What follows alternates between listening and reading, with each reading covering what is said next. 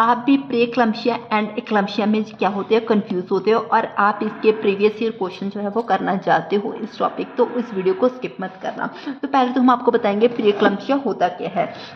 ये एक pregnancy specific disorder है, मतलब प्रेगनेंसी के टाइम ही होता है। इसमें जो होता है बीपी 140 to 90 चला जाता है, लेकिन इसमें जो लेडी है उसका बीपी पहले तो नॉर्मल रहता था, लेकिन प्रेगनेंसी के बाद आफ्टर 20 वीक्स ऑफ गेस्टेशन मतलब प्रेगनेंसी, उसके बाद क्या हो जाता है उसका बीपी 140 to 90 हो जाता है इसका। और इसके साथ क्या होता है विद प्रोटीनूरिया, मतलब उसका जो प्रोटीन है बॉडी में वो भी इंक्रीज हो जाता है, और साथ में साथ क्या होता है ऑर्गन डैमेज होने भी शुरू हो जाते हैं। और ये सिर्फ प्रेगनेंसी में ही होता है जबकि प्रेग्नेंट होती है। अगर उसका पहले भी बीपी जो है वो हाई रहता है तो ये प्रीक्लम्पशिया नहीं है। उसके बाद इसके कॉजेज क्या क्या हैं। कॉजेज में सबसे पहले है इसका अबनॉर्मल प्लासेंटल इम्प्लीमेंटेशन, जो उसकी प्लेसेंटा है वो इम्प्लीमेंटेशन अच्छे से नहीं होती है। वेसोस्पर्म, अगर उसकी जो ब्लड वेसल्स है वो नैरो हो गई हैं, इसकी वजह से उसका जो क्या है ब्लड फ्लो है वो कम हो गया है, एंडोथेलियम डैमेज हो गया है, और बीपी हाई के साथ साथ उसके प्रोटीन लीकेज हो रहा है यूरिन में। उसके बाद इसकी रिस्क फैक्टर्स हम डिस्कस करेंगे। रिस्क फैक्टर्स क्या क्या हैं। ज़्यादा इसमें है पहली प्रेगनेंसी है, या फिर एज जो है वो 18 साल से कम है, या फिर 35 ईयर से ज़्यादा है, या फिर क्या है मल्टीपल प्रेगनेंसी से, मतलब एक टाइम पे 2 या 3 बच्चे हैं, या फिर उसको डायबिटीज मेलाइटिस है, या फिर क्रॉनिक हाइपरटेंशन है, ओबेसिटी है। ये सारे क्या है रिस्क फैक्टर हैं।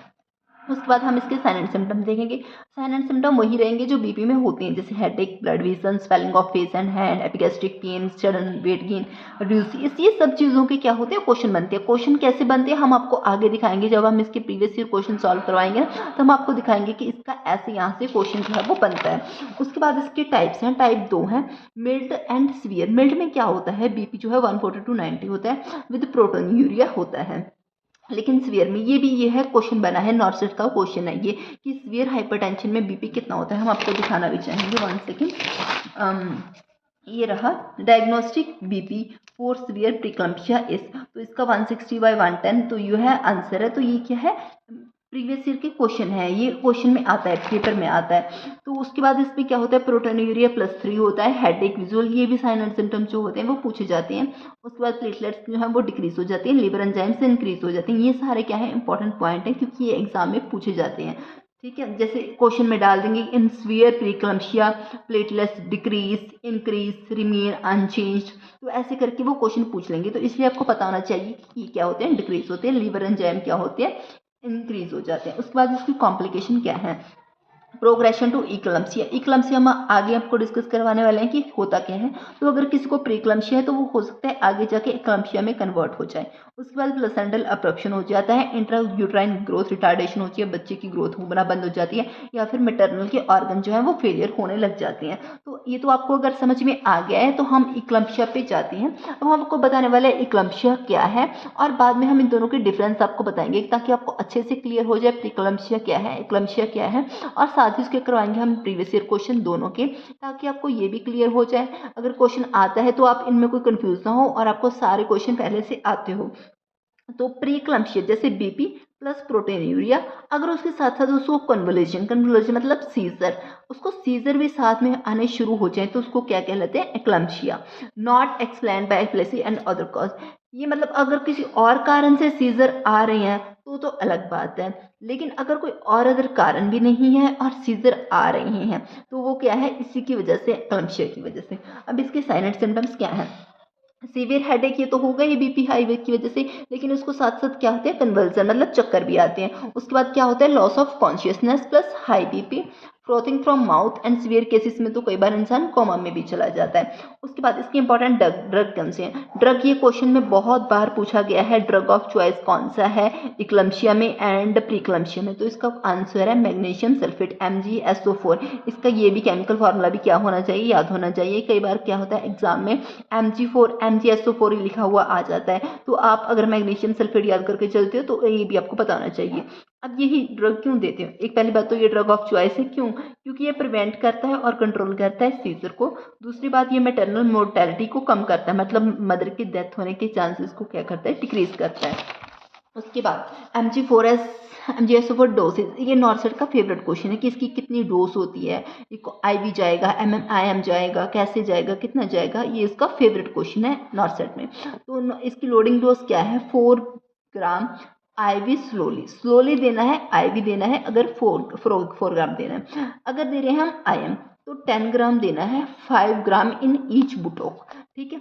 तो ये IV और IM दोनों दे सकते हैं, ये हमारी मर्जी है, लेकिन जो डोज है वो वेरी करती है। और ये क्या देना है, स्लोली देना है। उसके बाद मेंटेनेंस डोज क्या है, 5 ग्राम IM एवरी 4 आवर्स के बाद जो है वो देना है। लेकिन अगर इसकी टॉक्सिसिटी हो जाए तो इसके साइन क्या है, ये भी क्वेश्चन है नॉर्सेट का। तो इसकी साइन क्या है, तो साइन है लॉस ऑफ नी रिफ्लेक्स जो है, और उसके बाद सेकंड क्या है, रेस्पिरेटरी डिप्रेशन है, और उसके बाद थर्ड वन क्या है, डिक्रीज यूरिन आउटपुट है। इसका एंटीडोट, ये भी कई बार एग्जाम में पूछा गया है, इसका एंटीडोट है कैल्शियम ग्लूकोनेट।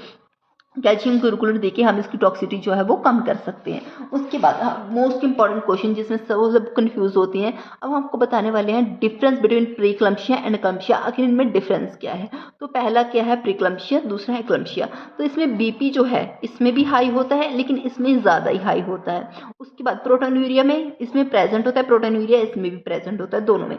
लेकिन कन्वर्जन का फर्क है, कन्वर्जन इसमें एब्सेंट होती है, इसमें क्या होती है, प्रेजेंट होती है।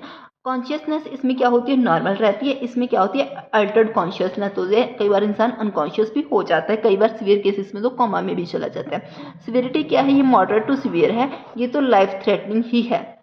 उसके बाद ड्रग, इसमें हम जैसे बीपी बढ़ता है तो इसमें देंगे हम एंटी हाइपरटेंसिव। लेकिन ये याद रखना है कि इक्लम्शिया का ड्रग ऑफ चॉइस क्या है, MgSO4, इसमें कौन सी है, एंटी हाइपरटेंसिव। तो ये क्वेश्चन आपको याद रखने हैं। तो इसके बाद हम आपको करवाने वाले हैं नॉर्सेट के प्रीवियस ईयर क्वेश्चन जो इस टॉपिक में से आए हुए हैं नॉर्सेट में या फिर अदर कॉम्पिटिटिव एग्जामिनेशन में। तो फर्स्ट क्वेश्चन है ड्रग ऑफ चॉइस फॉर इक्लम्शिया इस, ये मैंने आपको बार बार बताया है, इसका क्या आंसर है, मैग्नीशियम सल्फेट MgSO4। अगर फार्मूले से भी पूछ लिया, जैसे और यहाँ पे और फार्मूले दे के पूछ लिया एग्जामिनर ने, तो MgSO4 यू क्या है, इसका केमिकल फार्मूला है, ये आपको छोड़ के नहीं आना है। तो डाइजेपाम जो है वो रेस्पिरेटरी डिप्रेशन के लिए देते हैं, जो फिनोटिन है वो लेस इफेक्टिव है, और फिनोबार्बिटॉन है जो वो आउटडेटेड है। तो हमने आपको इसकी रैशनलाइजेशन भी बता दी कि बाकी ऑप्शन जो है वो गलत क्यों है। उसके बाद सेकंड क्वेश्चन है preeclampsia is diagnosed when BP is elevated after.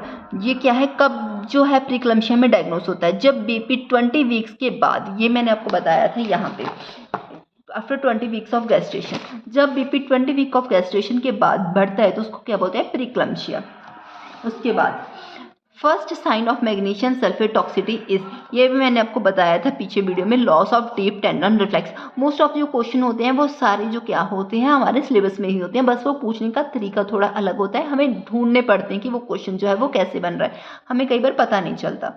Antidote for magnesium sulphate, ये मैंने आपको बताया है, कैल्शियम ग्लूकोनेट, ये है उसका एंटीडोट है। उसके बाद conversion in pregnancy without proteinuria indicate, conversion आती है प्रेगनेंसी में विदाउट प्रोटीनूरिया, तो उसको क्या बोलते हैं, एक्लम्शिया। एक्लम्शिया जैसे अगर तो प्रोटीनूरिया प्लस बीपी हाई है तो वो क्या है, प्री एक्लम्शिया। अब ये बोल रहे विदाउट प्रोटीनूरिया है तो वो क्या होगा, एक्लम्शिया। अगर इन्होंने पूछा जैसे conversion in pregnancy without proteinuria indicate, तो इसका आंसर है इक्लम्शिया। उसके बाद आएगा जैसे proteinuria in pregnancy without conversion पूछ लिया तो उसका आंसर है प्रीक्लम्शिया। ये चीज़ आपको ध्यान देनी है एग्जामिनेशन में कि पूछा क्या गया है। तो ये आपको पूरी अच्छे से ये बात आप याद रखना कि अगर हाई बीपी है प्लस प्रोटीनूरिया है तो प्रीक्लम्शिया है, अगर साथ में कन्वर्जन है तो वो क्या है, इक्लम्शिया है।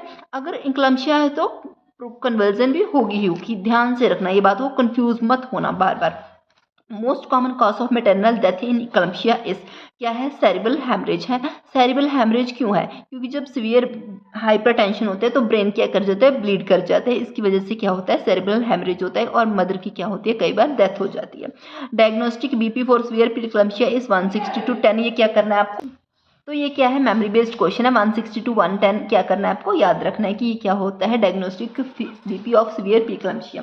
उसके बाद इसमें पूछा गया है proteinuria in preeclampsia is defined as, तो अगर जो प्रोटीन है बॉडी में 300 से प्लस हो जाए तो उसको क्या बोलते हैं, प्रोटीनूरिया इन प्रीक्लम्शिया।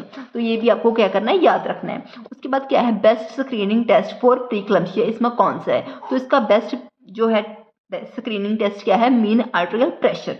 उसके बाद which organ is the most commonly affected in preeclampsia, तो ऑब्वियसली वो ब्रेन होगा। क्यों? क्योंकि ब्रेन में क्या होता है, जब हाई बीपी होता है तो क्या होता है, ब्रेन में ब्लीडिंग शुरू हो जाती है। किसकी वजह से? उसकी वजह से क्या हो जाता है, सेरेब्रल हेमरेज हो जाता है। मोस्टली कन्वर्जन क्या होते हैं, ब्रेन के थ्रू ही जनरेट होते हैं। तो इसलिए एक्लम्शिया में कौन सा पार्ट सबसे ज़्यादा इफेक्ट होता है, brain. Cerebral oedema and haemorrhage cause seizure, उसकी वजह से सीजर आते हैं। उसके बाद conversion in eclampsia due to, conversion किसकी वजह से आते हैं एक्लम्शिया में, सेरेब्रल वासोस्पाज्म की वजह से। जो ब्लड वेसल्स हैं वो नैरो हो जाती हैं, उसकी वजह से क्या होते हैं, कन्वर्जन आते हैं एक्लम्शिया में। उसके बाद magnesium sulphate acts by anti receptor inhibition, ये क्या करना है, ये भी मेमोरी बेस्ड क्वेश्चन है, ये आपको क्या करना है, याद रखना है। MgSO4 is contradicted in, MgSO4 किस में कॉन्ट्राडिक्टेड है, तो ये एक डिजीज है मैंथिन्स ग्रेविस, इसमें क्या है, MgSO4 क्या है, कॉन्ट्राडिक्टेड है। उसके बाद therapeutic serum magnesium level is 4 to 7 MEq/dl, ये क्या है, उसका थेरेपेटिक सीरम मैग्नीशियम का लेवल है। उसके बाद नेक्स्ट क्वेश्चन है, loss of reflex occur eight magnesium level. Loss of reflexes मैंने बताया था ना आपको, इसके क्या है, मैग्नीशियम रिफ्लेक्स की टॉक्सिटी का क्या जो है साइन है, तो उसका साइन है लॉस ऑफ रिफ्लेक्स। तो ये कौन सी डोज पे क्या हो जाता है, लॉस ऑफ रिफ्लेक्स हो जाता है, किस लेवल की मैग्नीशियम, तो अगर 7 to 10 MEqL मैग्नीशियम का लेवल हो जाता है तो क्या हो जाता है, लॉस ऑफ रिफ्लेक्स हो जाता है। उसके बाद नेक्स्ट क्वेश्चन है, which anti hypertensive is preferred in pregnancy, तो ये आपको याद रखना है, लेबेट्रोल नाम है ड्रग का, ये क्या किया जाता है, anti hypertensive which is preferred in pregnancy. Next question है, अर्लियर सिम्टम्स ऑफ इम्पेंडिंग एक्लम्शिया, इसके अर्लियर साइंस, सबसे पहले जो साइंस है वो क्या आती हैं, तो इसके पहले साइंस आते हैं हेडेक एंड विजुअल डिस्टर्बेंस, जो है सबसे पहले आने लग जाती है, ये जो बाकी हैं वो बाद के साइन है। उसके बाद क्या है, definitive treatment of preeclampsia is, तो इसका क्या हो जाता है, डेफिनेटिव ट्रीटमेंट, जिसमें मतलब ये बिल्कुल ठीक हो जाए। तो ये लास्ट में अगर कुछ किसी भी चीज़ से ये ठीक ना हो प्रीक्लम्शिया, तो क्या करना पड़ता है, delivery of foetus and placenta करना पड़ता है, क्योंकि उसके बिना ये क्या होगा, अगर इन सब से फ़र्क पड़ रहा है तो ठीक है, अगर नहीं पड़ रहा है तो क्या करना पड़ता है, delivery of foetus and placenta करना पड़ता है। उसके बाद नेक्स्ट क्वेश्चन है, most common postpartum time for eclampsia is within 48 hours. Postpartum होता है डिलीवरी के बाद, डिलीवरी के बाद कौन सा मोस्ट कॉमन टाइप है जिसमें क्या होता है, इंसान को कन्वर्जन आ सकते हैं, मतलब एक्लम्शिया होता है, तो विदिन 48 आवर्स जो है वो टाइम पीरियड होता है।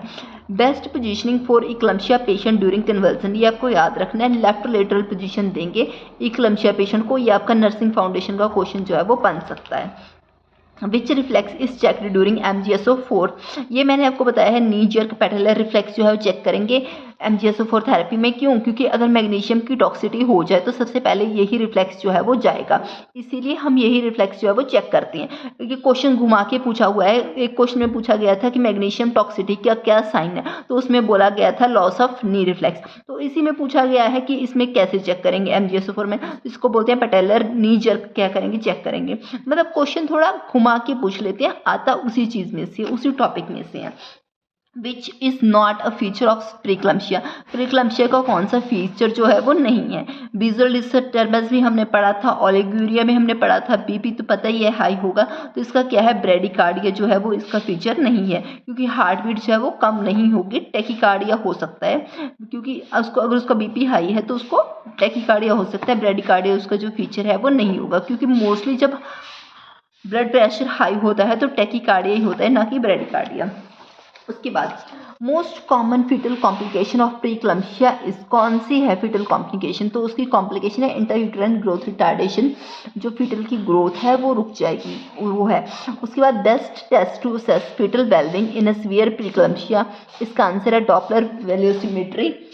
नेक्स्ट क्वेश्चन है, which finding differentiate eclampsia from epilepsy, तो देखो एक्लम्शिया में क्या होता है, सीजर आते हैं, एपिलेप्सी में क्या होता है, इसमें भी सीजर आते हैं, लेकिन ये कौन सा फीचर है जो इसको एक्लम्शिया को एपिलेप्सी से डिफरेंशिएट करता है, तो इसमें क्या होता है, हाइपरटेंशन और प्रोटोन्यूरिया नहीं होता है। तो ये भी मोस्ट इंपॉर्टेंट क्वेश्चन जो है वो बन सकता है, क्यों, क्योंकि इसमें दो चीज़ें पूछी गई हैं, एक्लम्शिया एंड एपिलेप्सी। एपिलेप्सी भी सीजर ही होता है अगर किसी इंसान को सीजर आ रहे हैं, और एक्लम्शिया में भी सीजर आते हैं, एपिलेप्सी में भी सीजर आते हैं, तो इनमें फ़र्क क्या है, अगर हाइपरटेंशन एंड प्रोटोन्यूरिया नहीं है तो वो एक्लम्शिया नहीं है, ठीक है।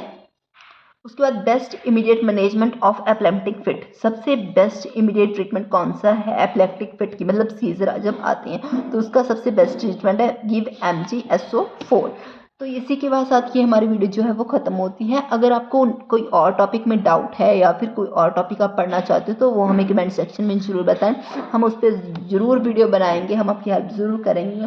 Thank you for watching. अगर आपने यहाँ तक देखी है तो प्लीज़ लाइक सब्सक्राइब भी कर देना। Thank you.